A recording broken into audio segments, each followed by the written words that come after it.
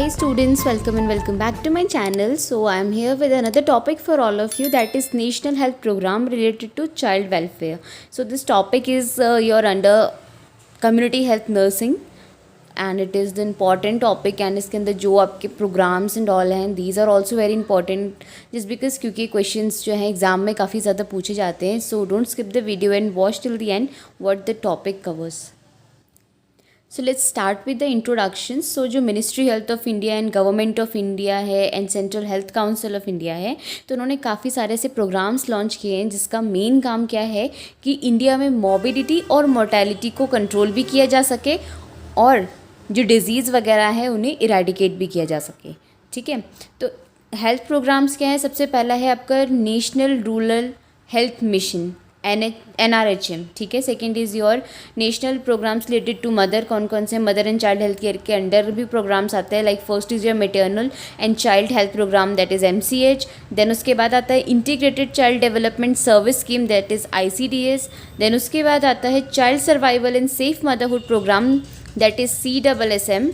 उसके बाद आता है reproductive and child health programme, that is RCH. And उसके बाद आता है integrated management of neonatal and childhood illness. So we will discuss all these programs. सो उसके बाद आता है आपके कुछ प्रोग्राम्स है जो कम्युनिकेबल डिजीज़ से रिलेटेड है, like national programme of immunization. ठीक है, acute respiratory infection control programme, diarrheal disease control program, revised national tuberculosis control program, leprosy रेडिकेशन programme, national vector borne diseases control programmes, national malaria eradication programme, national filarial control programme, kala azar control programme and national AIDS control programme. ये आपकी सारी communicable diseases हैं. ठीक है, then nutritional deficiency disorders को control करने के लिए भी कुछ प्रोग्राम्स आए हैं. Like first is a special nutritional programme, that is 1970 में जो आया है. Then mid day meal programme 1957. Then anaemia prophylaxis programme 1970. Then national iodine deficiency disorder control program in 1962.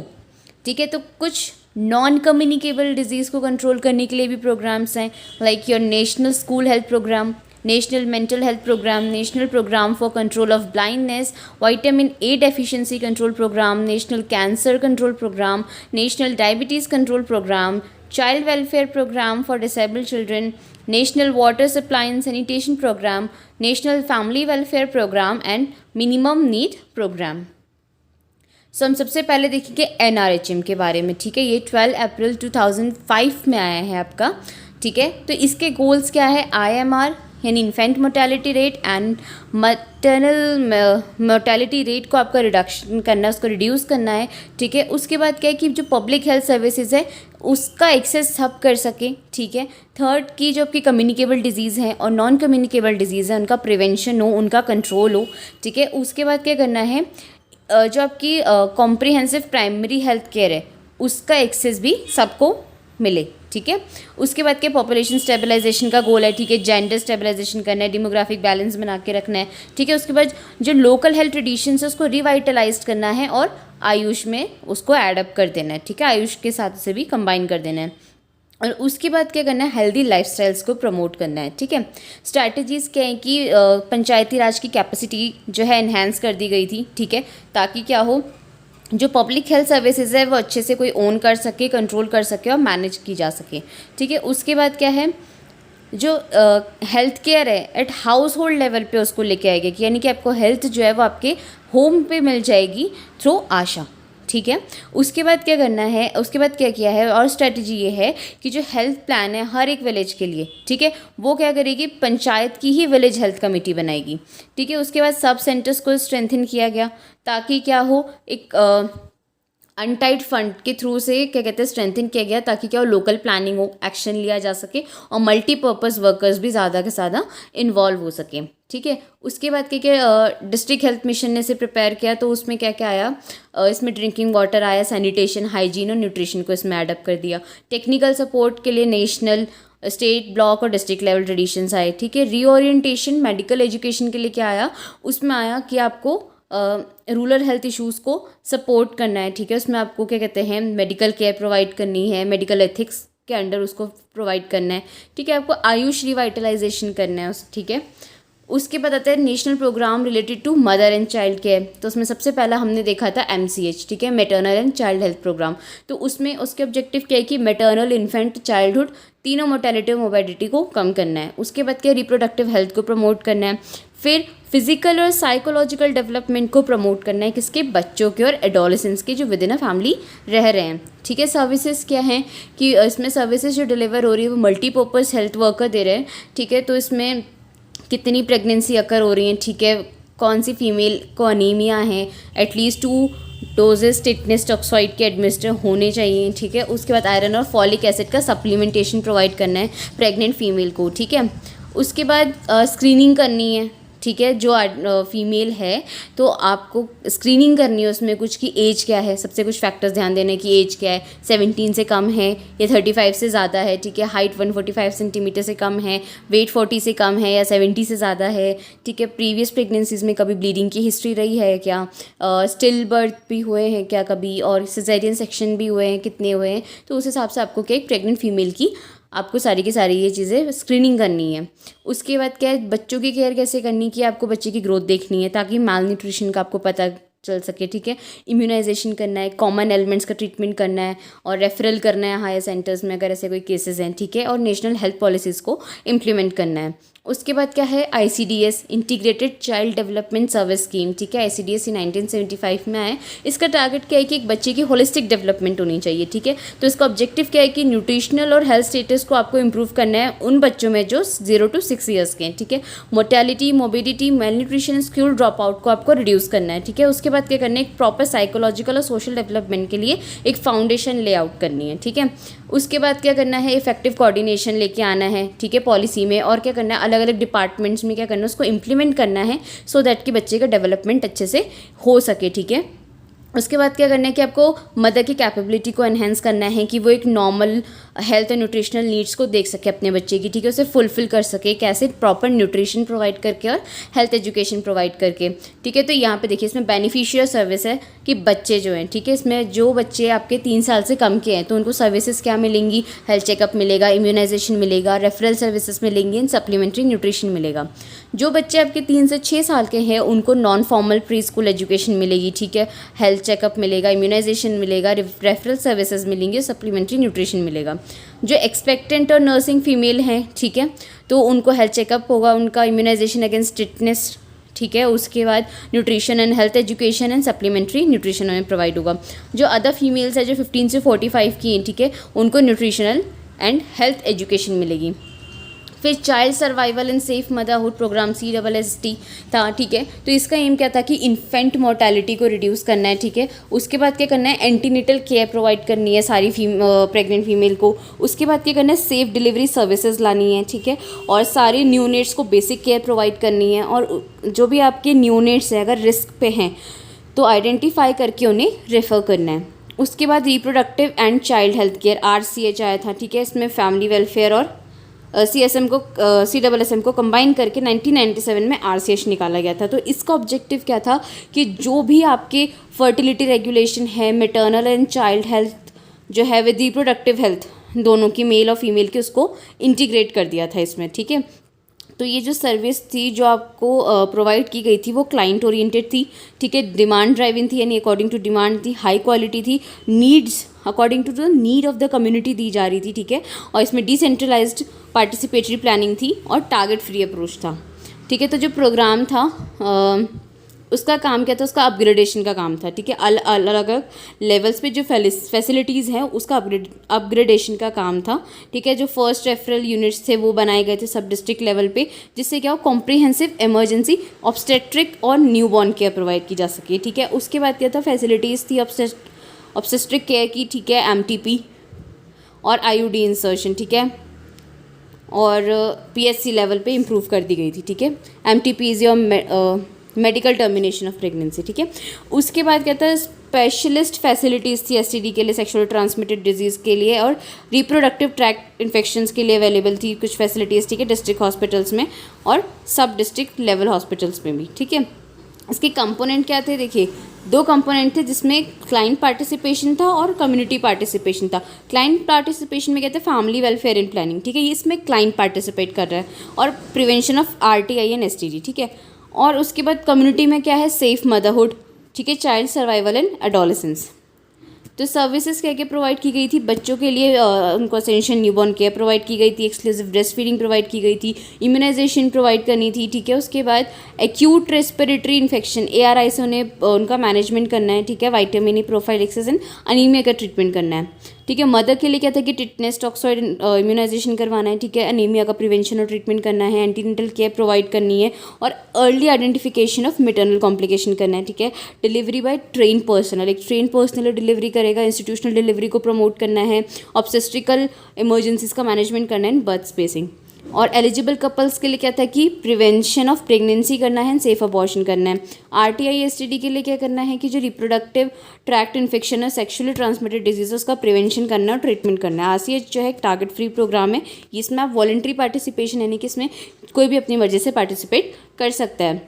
तो RCH फेज सेकंड आया 1 अप्रैल 2005 में। इसकी स्ट्रैटेजी क्या थी कि एसेंशियल ऑब्स्टेट्रिक केयर देनी, इंस्टीट्यूशनल डिलीवरी करनी है, ठीक है, स्किल अटेंडेंस करनी है, डिलीवरी, उसके बाद इमरजेंसी ऑब्स्टेट्रिक केयर देनी है, ऑपरेशनल डिलीवरी करनी है, ऑपरेशनल PHC और CHC रखने हैं, ठीक है, राउंड क्लॉक डिलीवरी सर्विसेज के लिए। उसके बाद क्या करना है, रेफरल सिस्टम को स्ट्रेंथन आउट करना है।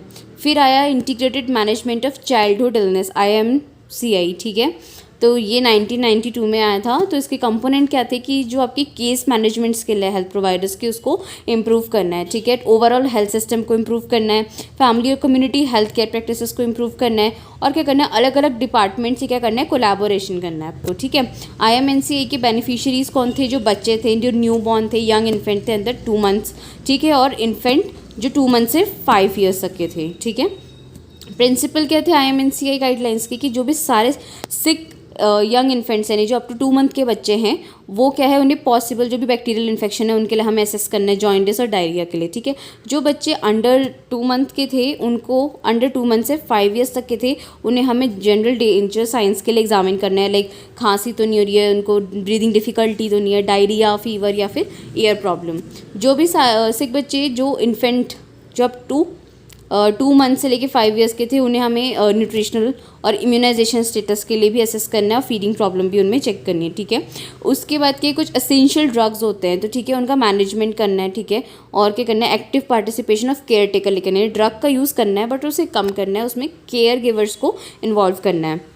उसके बाद क्या, साइंस के बेसिस पे, ठीक है, बच्चे को हमने कलर कोड में बांटा था, ठीक है। जो हमारा पर्पल था, ठीक है, पर्पल कलर, वॉयलेट कलर आप कह सकते हैं, वो अर्जेंट रेफरल था, ठीक है, कि आपको एडमिशन करना है, हॉस्पिटल एडमिशन करना है या फिर हॉस्पिटल रेफरल करना है। जो येलो था उसमें आपको कुछ स्पेसिफिक आप मेडिकल एडवाइस दे सकते हैं या ट्रीटमेंट के लिए आप मेडिसिन लिख सकते हैं। और जो ग्रीन था इट मीन्स कि आप होम मैनेजमेंट कर सकते हैं, घर पर ही मैनेजमेंट कर सकते हैं, ठीक है। फिर आया national programme related to control of communicable disease. तो इसमें क्या थे, national programme of immunisation 1985, acute respiratory infection control programme, diarrhoeal disease control programme 1971, revise national tuberculosis control programme 1962, leprosy eradication programme 1955 and national vector borne disease control programmes, ठीक है। तो इसमें सबसे पहला नेशनल प्रोग्राम ऑन इम्यूनाइजेशन था।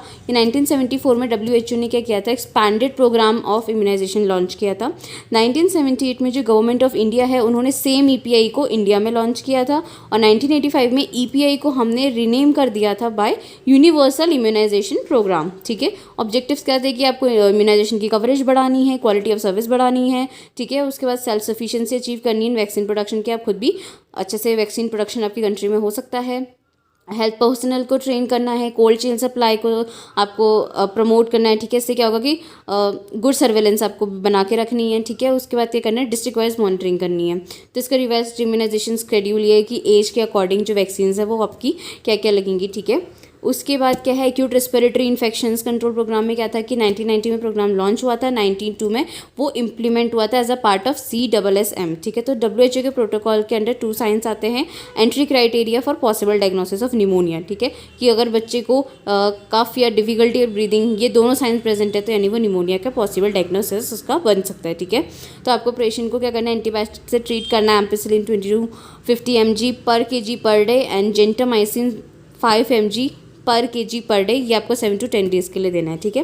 फिर revise national tuberculosis control programme आया RNTCP 1962 में। तो इसका गोल क्या था कि टीबी को कंट्रोल करना है। इससे क्या होगा कि जो टीबी की वजह से मोर्टेलिटी और मोर्बिडिटी आ रही है उसको हमें कम करना है, और जो भी इन्फेक्शन है उसको, टीबी का इन्फेक्शन है उसका ट्रांसमिशन हमें रोकना है अंटिल टीबी सीजेस, ठीक है। कब तक, जबकि टीबी तब तक हमें ट्रांसमिशन रुकना है जब तक टीबी जो है इरेडिकेट नहीं हो जाती है, बहुत ही कम लेवल पे नहीं आ जाती, ठीक है। ऑब्जेक्टिव क्या थे कि एटलीस्ट 85% का क्योर रेट हमें अचीव करना है, ठीक है, जो भी newly diagnose sputum smear positive TB patients हैं उनका, और 70% जो new sputum smear positive patient उन्हें डिटेक्ट करना है after the first goal is met, ठीक है। तो इसकी स्ट्रैटेजी थी डॉट्स, ठीक है। डॉट्स के कंपोनेंट क्या थे, पॉलिटिकल और एडमिनिस्ट्रेटिव कमिटमेंट था, ठीक है, गुड क्वालिटी डायग्नोसिस था, गुड क्वालिटी ड्रग्स थे, राइट ट्रीटमेंट था given in the right way, ठीक है, सिस्टमैटिक मॉनिटरिंग थी और अकाउंटेबिलिटी थी। ड्रग डोज क्या थी, जो आइसोनियाजिड थी वो आपको देनी थी 600 mg पर kg, जो बच्चे हैं 10 to 15 mg पर kg, ठीक है। उसके हिसाब, फिर उसके बाद रिफैम्पिसिन थी, एडल्ट्स की डोज थी 450 mg पर kg और बच्चों के लिए 10 mg पर kg। फिर ठीक है, पायराजिनामाइड 1500 mg पर kg for adults and 35 mg पर kg फॉर चिल्ड्रन। इथैम्ब्यूटामॉल 1200 mg पर kg for adults and 30 mg पर kg for children. Streptomycin 750 mg पर kg for adults and 15 mg पर kg फॉर चिल्ड्रन, ठीक है। फिर क्या था, टीबी केसेस की कैटेगरीज थी और उनका ट्रीटमेंट रिजाइम था। कैटेगरी फर्स्ट में क्या थे कि जो न्यू स्प्यूटम स्मेयर पॉजिटिव आए हैं, ठीक है, जो सीरियसली इल हैं, ठीक है, और स्प्यूटम स्मेयर नेगेटिव है, सीरियसली इल है और एक्स्ट्रा पल्मोनरी हैं, तो उनके लिए आपको ट्रीटमेंट क्या करना था, इंटेंसिव फेज में आपको HRZD होल थ्राइस बाय 2 उसके 24 डोजेस देने थे और कॉन्टिन्यूस फेज में 54 डोजेस देनी थी आपको, ठीक है। कैटेगरी सेकंड में क्या था, रिलैप्स फेलियर हुआ है, ठीक है, ट्रीटमेंट हुआ है आफ्टर डिफॉल्ट, तो उसके आपको 36 डोजेस देने थे, ये इनके अकॉर्डिंगली आपको डोज देनी है। एंड कैटेगरी थर्ड में वो लोग आते थे जिनके स्प्यूटम स्मेयर नेगेटिव है, जो ज़्यादा सीरियसली इल नहीं है बट एक्स्ट्रा पल्मोनरी हैं, ठीक है। उसके बाद क्या था, control of diarrhoeal disease CDD programme था, ठीक है, 1971 में। तो इसकी स्ट्रैटेजी क्या थी कि आपको मेडिकल और अदर हेल्थ प्रोफेशनल्स को क्या करना है, ट्रेन करना है in standard case management of diarrhoea, ठीक है। उसके बाद क्या करना है, स्टैंडर्ड केस मैनेजमेंट की प्रैक्टिसेस को बढ़ाना है, ठीक है, प्राइवेट प्रैक्टिशनर्स में। उसके बाद क्या करना है, आपको मदर को, जो होम मैनेजमेंट अगर कर रही है एक मदर को, तो आपको इंस्ट्रक्ट करना है, बताना है कि वार्निंग साइंस ऑफ डायरिया क्या हैं, ठीक है, आप कैसे मैनेज कर सकते हैं और उसके बाद भी वार्निंग साइंस क्या हैं, ठीक है। उसके बाद क्या, ORS जो है अवेलेबल होना चाहिए फ्री ऑफ कॉस्ट, ठीक है। ट्रीटमेंट क्या था कि रेशनल ट्रीटमेंट क्या है डायरिया का, उसमें बाय ORS देना है, ओरल रिहाइड्रेशन थेरेपी आपको प्रोवाइड करनी है, ब्रेस्ट फीडिंग कंटिन्यू करनी है, डिसेंट्री में क्लोट्रिमाजोल दिया जाता है, क्लोट्रिमाजोल, ठीक है, ORS के साथ, ठीक है। अगर अनसेटिस्फैक्ट्री रिस्पॉन्स आ रहा है तो नैलिडिक्सिक एसिड आप देना है आपको फॉर 5 days, ठीक है।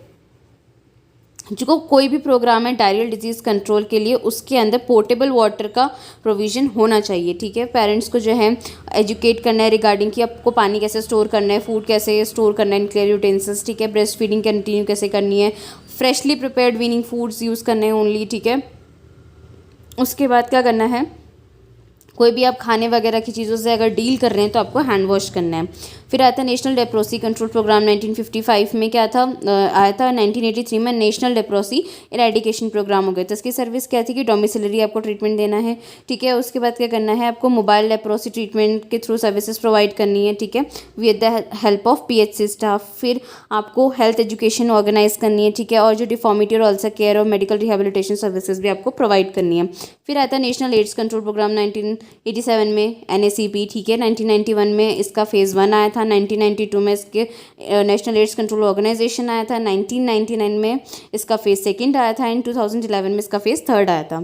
ऑब्जेक्टिव क्या था, इन्फेक्शन प्रिवेंट करना है, care support and treatment provide करनी है, इंफ्रास्ट्रक्चर को स्ट्रेंथन करना है, सिस्टम को स्ट्रेंथन करना है, ह्यूमन रिसोर्सेज को भी स्ट्रेंथन करना है। फिर आपको स्ट्रेटेजिक इन्फॉर्मेशन मैनेजमेंट सिस्टम को स्ट्रेंथन करना है, ठीक है। स्ट्रेटजी में क्या था कि आपको HIV इन्फेक्शन के सर्वेलेंस करनी है, ठीक है, बाय सीरम पॉजिटिविटी चेक करनी है आपको, ठीक है, सर्वेलेंस करना है एड्स का बाय ये देखना है कि कौन कौन से ऐसे केसेस आ रहे हैं जो क्लिनिकल साइंस और सिम्टम को शो कर रहे हैं, ठीक है। डिजीज़ कंट्रोल स्ट्रेटजी में आपको क्या करना था, उसमें 3 मॉडल आए थे। पहला सेक्सुअल एक्टिविटी और self injection by drug addicts and HIV infected blood transfusion, ठीक है। ट्रेनिंग प्रोग्राम्स रखे गए थे पैरामेडिकल और जनरल प्रैक्टिशनर्स के लिए, ताकि क्या है कि वो STD ईजिली अच्छे से डायग्नोस कर सके इफेक्टिवली, ठीक है। HIV और एड्स पेशेंट की काउंसलिंग की गई थी, ठीक है। चीप जो आपकी गुड क्वालिटी कॉन्डम्स है वो आपको ईजिली चीप रेट्स पर मिल जाएंगे, ठीक है। उसके बाद क्या करना है, ब्लड बैंक को लाइसेंसिंग चेक करना है, ठीक है। और क्या करना है, वॉलंटरी ब्लड डोनेशन आपको प्रमोट करना है। HIV के लिए स्क्रीनिंग प्रमोट करनी है। Malaria, hepatitis B and C ये मैंडेटरी होना चाहिए जो ब्लड डोनेट करने आ रहे हैं, ठीक है। फिर आया national vector borne disease control programme, तो ये 2003 में आया था, ठीक है। ये एक अम्ब्रेला प्रोग्राम था, इसमें आपको वेक्टर बॉर्न डिजीज कंट्रोल करनी थी, ठीक है। तो इसमें आपकी डिजीजेस थी malaria, dengue, chikungunya, Japanese encephalitis, ठीक है, काला अजहर एंड फिलेरिया जो लिम्फेटिक फिलेरियसिस है, ठीक है। नेशनल मलेरिया रेडिकेशन प्रोग्राम 1953 में आया था। 58 में नेशनल मलेरिया रेडिकेशन प्रोग्राम आया था। फिर 1977 में मॉडिफाइड प्लान ऑफ ऑपरेशन आया था। 1955 में implementation of malaria action plan आया था। 1997 में एनहांस्ड मलेरिया कंट्रोल प्रोजेक्ट आया था in tribal district of the state, ठीक है। और 2000 में नेशनल एंटी मलेरिया प्रोग्राम आया था। ऑब्जेक्टिव क्या थी कि मलेरिया की वजह से जो डेथ हो रही है आपको उसे प्रिवेंट करना है, ठीक है। एग्रीकल्चर और इंडस्ट्रियल प्रोडक्शन जो है मेंटेन करना है, उसमें आपको क्या करना है, एंटी मलेरियल मेजर्स लेने हैं ऐसे एरियाज़ में, ठीक है। और अगर ऐसे एरियाज़ में आपको अगर मलेरिया के केसेस ज़्यादा दिख रहे हैं तो आपको early case detection and management करना है, ठीक है। वेक्टर कंट्रोल करना है बाय हाउस, ठीक है।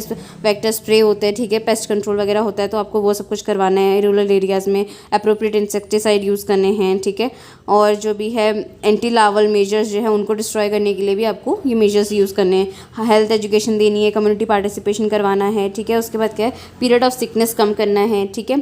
फिर आता है नेशनल फिलेरिया कंट्रोल प्रोग्राम, ठीक है। तो इस एक्टिविटीज़ क्या थी कि जो अनसर्व्ड एरियाज़ है वहाँ पे डिलिमिट करनी है प्रॉब्लम पहले, ठीक है। अर्बन एरिया में कंट्रोल करना है, वहाँ पे एंटी लार्वल मेजर्स वही आते रहते हैं। जो पेस्ट कंट्रोल करवाना ज़रूरी है, ठीक है। एंटी पैरासिटिक मेजर्स लेने हैं।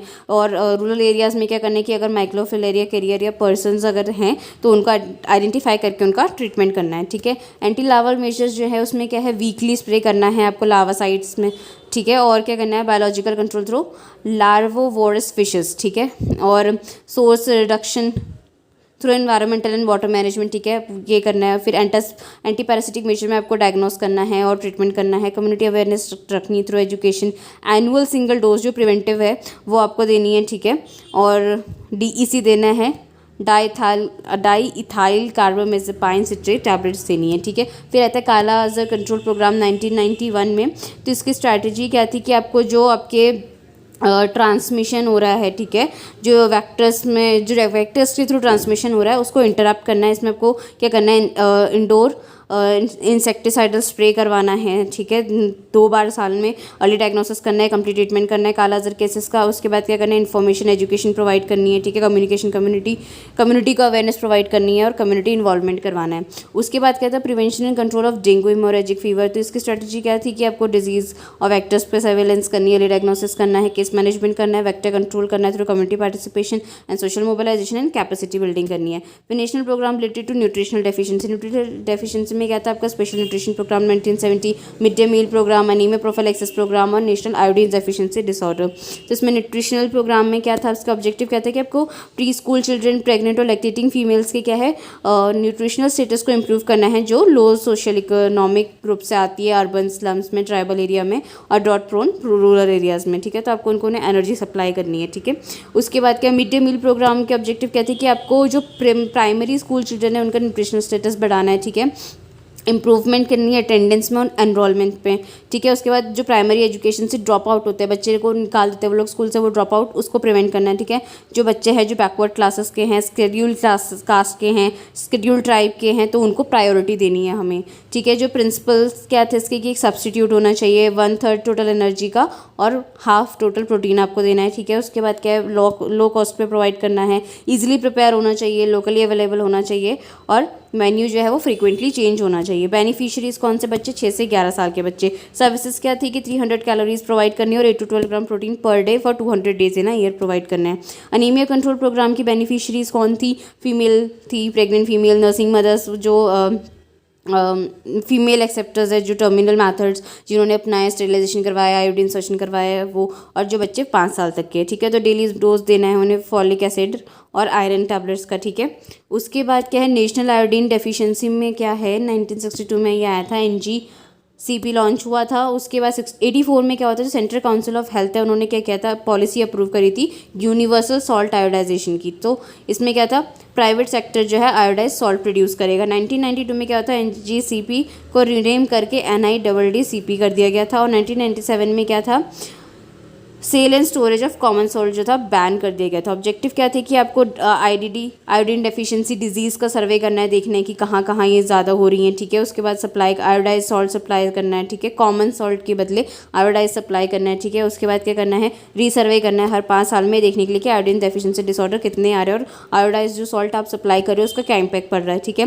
लेबोरेटरी मॉनिटरिंग करनी थी आयोडाइज सॉल्ट की, ठीक है, और यूरिनरी आयोडाइन एक्सक्रीशन की, और हेल्थ एजुकेशन एंड पब्लिसिटी करनी थी। अब नॉन कम्युनिकेबल डिजीज़ के लिए नेशनल प्रोग्राम्स ये सारे थे। तो सबसे पहला इसमें था स्कूल हेल्थ प्रोग्राम, ठीक है। इसका एम और ऑब्जेक्टिव क्या था कि आपको पॉजिटिव हेल्थ प्रमोट करनी है, डिजीज़ प्रिवेंट करना है, टाइमली डायग्नोसिस करना है, ट्रीटमेंट एंड फॉलोअप करना है, हेल्थ एजुकेशन प्रोवाइड करनी है, ठीक है, गुड और बैड हेल्थ के बारे में, और हेल्थफुल एनवायरनमेंट प्रोवाइड करना है। कंपोनेंट कहते हैं इसमें हेल्थ अप्रेजल करना है, ठीक है, remedial measures follow up, prevention of communicable disease करना है, हेल्पफुल एनवायरनमेंट प्रोवाइड करना है, न्यूट्रिशनल सर्विसेज प्रोवाइड करनी है, फर्स्ट एड फैसिलिटीज़ देनी है, mental health, dental health, I health, year health, health education, education of handicap children and school health record, ठीक है। नेशनल मेंटल हेल्थ प्रोग्राम 1982 में आया था। इसमें जो आपके मेंटली इल पेशेंट्स आपको उनको ट्रीट करना है, रिहेबिलिटेशन कराना है, और पॉजिटिव मेंटल हेल्थ का आपको प्रमोशन करना है, ठीक है। ऑब्जेक्टिव्स क्या थे कि डिस्ट्रिक्ट लेवल पर मेंटल हेल्थ सर्विसेज प्रोवाइड करनी है, और जो फैसिलिटीज़ मेंटल हॉस्पिटल्स की अभी चलती आ रही है उनको इम्प्रूव करना है, ठीक है। और PSC जो पर्सनल है उनको ट्रेनिंग देनी है, जो मेंटल हॉस्पिटल के PSC पर्सनल्स हैं, ठीक है। और सब्सटेंस यूज डिसऑर्डर के प्रोग्राम आपको लॉन्च करने थे, ठीक है। फिर national programme for control of blindness 1976, 1963 में नेशनल ट्रैक्योमा कंट्रोल प्रोग्राम आया था। बाद में उसको national programme of prevention of visual impairment in control of blindness 1976 में रीनेम किया गया था। उसके बाद 1982 में ब्लाइंडनेस इनमें 20 पॉइंट प्रोग्राम आया था। ऑब्जेक्टिव क्या थी कि जो आई केयर है उसके बारे में ज़्यादा से ज़्यादा इन्फॉर्मेशन देनी है, ठीक है, ऑप्थेल्मिक सर्विसेज प्रोवाइड करनी है, ठीक है। और उसके बाद क्या करना है, परमानेंट इंफ्रास्ट्रक्चर बनाना है इन कम्युनिटी में जहाँ जो सिर्फ आई हेल्थ केयर के लिए ओरिएंटेड हो, ठीक है। फिर vitamin E deficiency control programme था। ये इसके बेनिफिशियरी कौन थे, 6 मंथ से लेकर 5 साल तक के बच्ची। स्ट्रैटेजी कहती है कि विटामिन A की डोज देनी है आपको रेगुलर 6 मंथ के इंटरवल पे, ठीक है। तो इसका स्केड्यूल क्या था कि 6 से 11 साल के बच्चे हैं तो उनको इतना डोज लगेगा, 1 से 5 साल के बच्चे हैं तो उन्हें इतना लगेगा, ठीक है, पर 6 मंथ। और जो बच्चे हैं उनको एटलीस्ट 9 डोजेस तो रिसीव होनी चाहिए। Prevention of vitamin A deficiency आपको कैसे करनी है, थ्रू ब्रेस्ट फीडिंग प्रमोट करनी है, ठीक है। फीडिंग ऑफ कोलेस्ट्रॉम आपको प्रमोट करना है, ठीक है। उसके बाद क्या करना है, आपको ग्रीन लीफी वेजिटेबल्स का इंटेक कराना है, येलो कलर फ्रूट्स का इंटेक करवाना है, ठीक है। उसके बाद क्या करना है, आपको मीजल्स की कवरेज प्रोवाइड करनी है, ठीक है। उसके बाद नेशनल कैंसर कंट्रोल प्रोग्राम था 1975 से 76 में। इसमें क्या नेशनल कंट्रोल प्रोग्राम लॉन्च हुआ था। 84 से 86 में क्या होता है, स्ट्रेटेजी रिवाइज हुई थी, ठीक है। प्राइमरी प्रिवेंशन पे कम स्ट्रेस गया था, स्ट्रेस ज़्यादा गया था अर्ली डिटेक्शन पे, ठीक है। 1991 से 92 में क्या था कि district cancer control programme start हुआ था। 2000 और 2001 तक क्या था, मॉडिफाई हो गया था वो डिस्ट्रिक्ट कैंसर कंट्रोल प्रोग्राम, ठीक है, मॉडिफाइड वाला शुरू हुआ था। 2004 में क्या था, इवैल्यूएशन किया गया था बाय NCCP, ये नेशनल कैंसर कंट्रोल प्रोग्राम का इवैल्यूएशन किया गया था, ठीक है। उसके बाद क्या था, 2005 में प्रोग्राम रिवाइज हुआ था। अब गोल्स एंड ऑब्जेक्टिव्स क्या थे कि प्राइमरी प्रिवेंशन करना है बाय हेल्थ एजुकेशन, ठीक है। सेकेंडरी प्रिवेंशन करना है डिटेक्शन करके कॉमन कैंसर जो है सर्विक्स के, mouth, breast and tobacco related, इनको क्या करना है, स्क्रीनिंग मेथड से अर्ली डायग्नोसिस करना है। टर्शियरी प्रिवेंशन में क्या था, जो एग्जिस्टिंग आपके इंस्टीट्यूशन है वहाँ पर आपकी सर्विसेज को स्ट्रेंथन आउट करना था, ठीक है। और वहाँ पर पैलिएटिव थेरेपी भी लेके आनी थी। उसके बाद क्या है, टोबैको रिलेटेड कैंसर प्रिवेंट करना है, यूट्राइन सर्विक्स कैंसर उसको प्रिवेंट करना है। उसके बाद क्या करना है, डायग्नोस्टिक और ट्रीटमेंट इक्विपमेंट को स्ट्रेंथन करना है for cancer at medical colleges and major hospitals. फिर स्कीम्स क्या थी इसके अंदर जो रिवाइज हुई थी, वो पहले थी कि रीजनल कैंसर केयर स्कीम थी, वो रिवाइज हुई थी, ठीक है। Oncology wing development scheme, district cancer control programme, decentralised NGO scheme and research and training. उसके बाद नेशनल डायबिटीज़ कंट्रोल प्रोग्राम आया था। तो इसके ऑब्जेक्टिव क्या थे कि जो हाई रिस्क सब्जेक्ट्स है, जो अर्ली एज में हैं, ठीक है, तो उनको क्या करना है, आइडेंटिफाई करना है, हेल्थ एजुकेशन प्रोवाइड करनी है, अर्ली डायग्नोसिस और मैनेजमेंट करना है, prevention, arrest and slowing of acute and chronic metabolic as well as chronic cardiovascular, जबकि कार्डियोवैस्कुलर, रीनल, ऑक्यूलर कॉम्प्लिकेशन जो आपकी डायबिटीज़ के साथ आती है, आपको उसे प्रमोट मतलब उसके लिए हेल्थ एजुकेशन आपको बतानी है, प्रिवेंट करना है उन्हें, ठीक है। रिहेबिलिटेशन कराना है जो पार्शियल टोटली हैंडीकैप्ड है, डायबिटिक है बट, ठीक है। Child welfare programme for disabled children में क्या था, डिसेबिलिटी इन 5 ईयर प्लान्स था। फर्स्ट 5 ईयर प्लान क्या था कि स्मॉल यूनिट लॉन्च की गई थी by ministry of education for visually impaired in 1947। Second 5 year plan में क्या था कि under the ministry of education national advisory council के अंडर क्या था, फिजिकली चैलेंज के लिए स्टार्ट हुआ था। थर्ड 5 ईयर प्लान में क्या हुआ था कि जो भी रूरल एरियाज़ हैं और अटेंशन ज़्यादा वहाँ दी गई थी, और जो वहाँ के फिजिकली चैलेंज्ड है उनको ट्रेनिंग और रिहेबिलिटेशन प्रोवाइड किया गया था। ठीक है, फोर्थ 5 ईयर प्लान में क्या था कि ज़्यादा एम्फेसिस प्रिवेंटिव वर्क पे दिया गया था। और सिक्स 5 ईयर प्लान में क्या था कि जो आपकी national policy, sorry fifth 5 year plan में क्या था कि जो नेशनल पॉलिसीज़ है वो आपकी बनाई गई थी अराउंड कम्युनिटीज़ के लिए बनाई गई थी, जो डिसेबिलिटी प्रिवेंशन का जिसका मेन फोकस था और रिहेबिलिटेशन जिसका मेन फोकस था। फिर national water supply and sanitation program in 1954, तो इसका ऑब्जेक्टिव क्या था कि सेफ वाटर सप्लाई प्रोवाइड करना है। ठीक है, एडिक्वेट ड्रेनेज फैसिलिटीज़ प्रोवाइड करनी है पूरे अर्बन और रूरल पॉपुलेशन के लिए। ठीक है, स्वजल धारा 2002, स्वजल धारा एक ऐसी कम्युनिटी है जो पार्टिसिपेटरी प्रोग्राम ने बनवाई है। इसका एम क्या है कि सेफ ड्रिंकिंग वाटर प्रोवाइड करना है आपका रूरल एरियाज़ में, जिसमें क्या कहते हैं कम्युनिटी की फुल ओनरशिप होगी। फिर अवेयरनेस बिल्ड करनी विलेज कम्युनिटी में management of drinking water projects को लेकर के। ठीक है, बेटर हाइजीन प्रैक्टिसेस प्रमोट करानी है, और क्या करना है जो वाटर कंजर्वेशन प्रैक्टिसेस है उसको एनकरेज कराना है, और along with rain water harvesting. ठीक है, उसके बाद ही मिनिमम नीड प्रोग्राम। ठीक है, तो ये 1974-78 में आया था। इसमें 5 ईयर प्लान्स थे। तो इसका ऑब्जेक्टिव कहते हैं कि जो लिविंग स्टैंडर्ड है लोगों के वो इम्प्रूव करने हैं। ठीक है, ये एक्सप्रेशन ऑफ कमिटमेंट था गवर्नमेंट के लिए कि ये सोशल और इकोनॉमिक डेवलपमेंट होगा कम्युनिटी का, पर्टिकुलरली विद द जो अंडर प्रिविलेज और अंडर रिजर्व पॉपुलेशन है उनका। और कंपोनेंट क्या थे, रूरल हेल्थ था, रूरल वाटर सप्लाई था, रूरल इलेक्ट्रिफिकेशन था, एलिमेंट्री एजुकेशन था, adult education, nutrition, environment improvement of urban slums and houses for landless labourers. ठीक है, फिर था नेशनल फैमिली वेलफेयर प्रोग्राम 1952। 1951 में 100% सेंट्रली स्पॉन्सर्ड था, कंकरेंट केस थी। First country in the world India थी जहां फैमिली वेलफेयर प्रोग्राम आया था। 1961 में फैमिली वेलफेयर डिपार्टमेंट ने क्या किया था, थर्ड 5 ईयर प्लान बनाया था। फोर्थ 5 ईयर प्लान में क्या था, फैमिली प्लानिंग सर्विसेज को MCH के साथ इंटीग्रेट कर दिया गया था। ठीक है, MTP एक्ट आया था 1972। फिर 5 ईयर प्लान में क्या गया था, जो 1975 से 80 तक का था उसमें जो मिनिस्ट्री थी हेल्थ फैमिली प्लानिंग की, उसको फैमिली वेलफेयर का नाम दे दिया गया था। So thank you so much everyone for watching the video, and if you have any queries please drop in the comment section and do subscribe the channel and share the channel. Thank you so much.